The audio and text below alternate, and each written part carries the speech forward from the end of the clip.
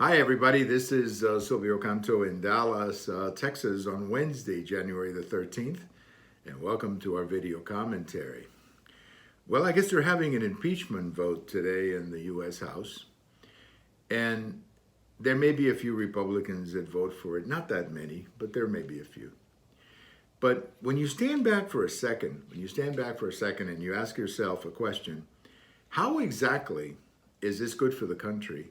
The answer is, I don't see any way that this is good for the country. President Trump will be gone in less than a week.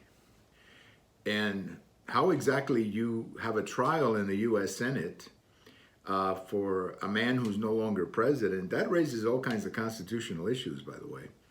And my reading, or what I've been hearing from people who know a lot more about this than I do, is that President Trump would actually win that issue because you cannot impeach or convict a president after he leaves office. Imagine what a disaster that would be if we set that up. Imagine the political consequences of that.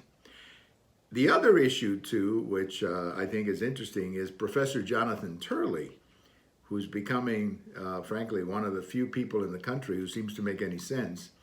He's very concerned about what we call a snap impeachment, where you have these impeachments put together in a hurry, like this one. I mean, remember the last impeachment of President Trump, which is pretty bad to begin with.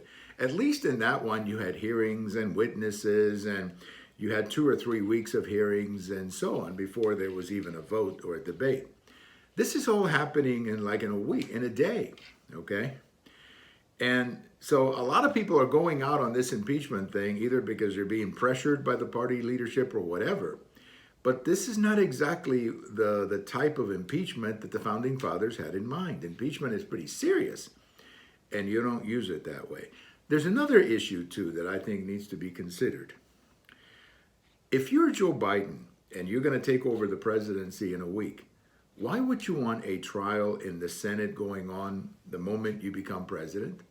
First of all, that's going to tie up the Senate completely. These senators, as we remember from the Clinton trial or the recent Trump trial, the senators have to be in that room and they have to be there. They cannot do anything else other than hear the evidence.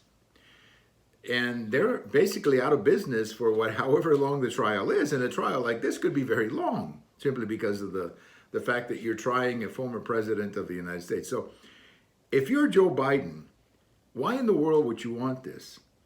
And frankly, isn't it about time for Joe Biden to stand up and say, end all of this, guys? The guy will be leaving town in a few days. Just end it and let me go into the presidency without all of this in front of me. I don't know. This is a great opportunity for Joe Biden, but he's not taking it. And maybe that tells you all you need to know about his leadership.